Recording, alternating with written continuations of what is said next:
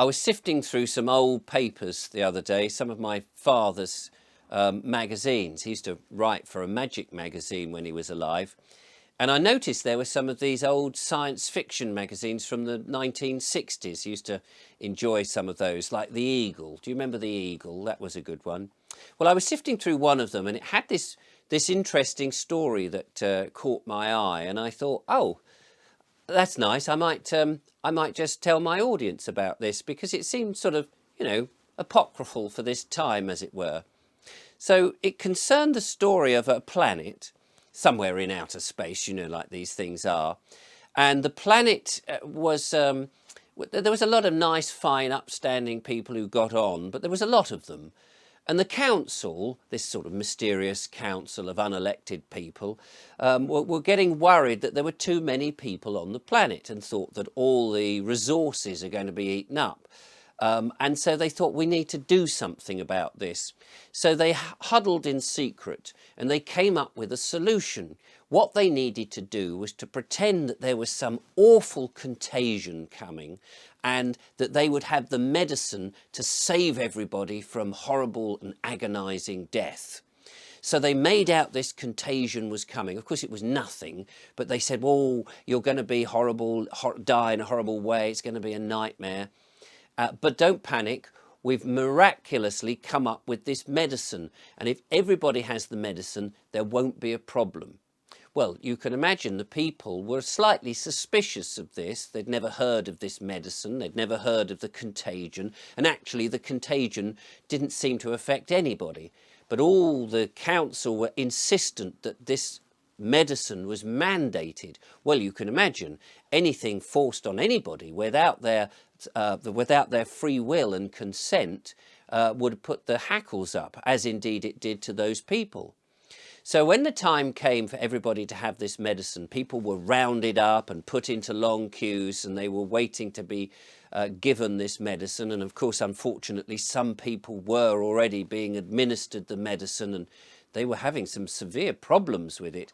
The rest of the people in the queue were getting a bit concerned about this. And then one chap comes up to the desk, and he's got his mouth ready to receive the medicine, this sort of squirt that goes into the mouth, however it was being administered, said, "Hang on a minute, I've already had it."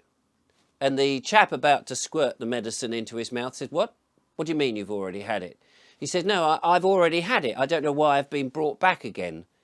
And so the chap said, "Hang on, what's your name?" He gave him his name. He looked down the list. "Well, according to this, you haven't had it." He said, "Well, I have had it." He says, "Is it dangerous if I have it twice?"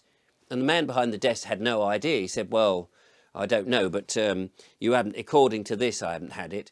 Well, whilst this little bit of argument was going on, another chap comes up and he says, "I couldn't help overhearing your conversation, but I'd just like to report, actually, I've also had it. I only had it yesterday."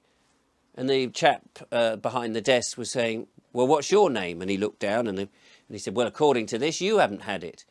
And then a third person came up and he said, "Look, I've heard this. It's funny because I've come here to report that I've already had it. I don't know why you've rounded me up a second time. I'm a bit nervous about having it twice. I had no problem having it the first time, but twice, it's a bit too much." So the chap behind the desk was a bit concerned, because now 3 people had already said they'd had it, and he was looking down and he was thinking, maybe there's something wrong with this list. Maybe this list is people who've actually had it, not people who haven't had it. So he was getting a bit worried, because he didn't know what would happen if people had had this medicine twice. It might be too much, might be an overdose. So he was scratching his head what to do, and he went to confer with one of the others who was sitting behind a desk somewhere else with another rounded up bunch of people.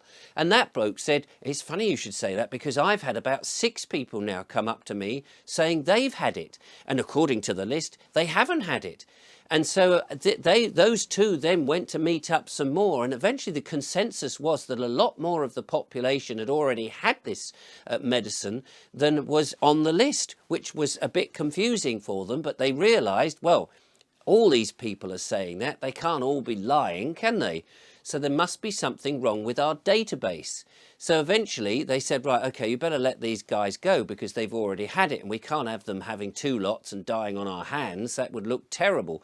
So they started to release people, and more people came forward and said, well, actually, I've had it. And in the end, the whole system became so confused because nobody knew who had actually had the medicine now and who hadn't. And apart from those poor souls who'd started, who actually had it and who were having real problems with it, most of the population were actually not dying or not being injured at all, because in reality, they hadn't had it at all.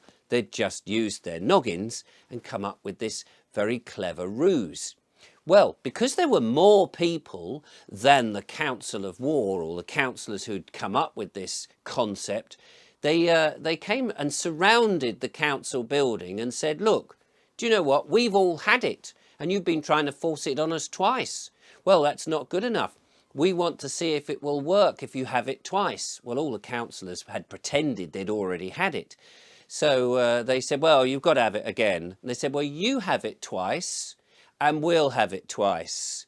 Well, the councillors were a bit worried about that, of course. But of course, there were more people outside. The whole of the planet's population was surrounding the councillors' building and were saying, well, we'll have it the second dose if you have the second dose. Eventually, of course, they dragged them out, the councillors, and they said, come on, have the second dose, prove that it's all right. And the councillors were forced to have it. Well, of course, in reality, it was the first dose. And in reality, the other people hadn't had it at all. But you can see where it went. Well, curiously, because the people had had the councillors had had the first dose, it was very strange to watch their reaction. Firstly, they didn't want it and they were squirming away, doing anything not to have it. But when they actually had it, some very strange results were happening. They were suffering all sorts of injuries, and some were vomiting, and some were losing blood, and some were just collapsing on the ground and were unconscious, which of course told the rest of the population they were right not to have this terrible medicine. And so nobody did.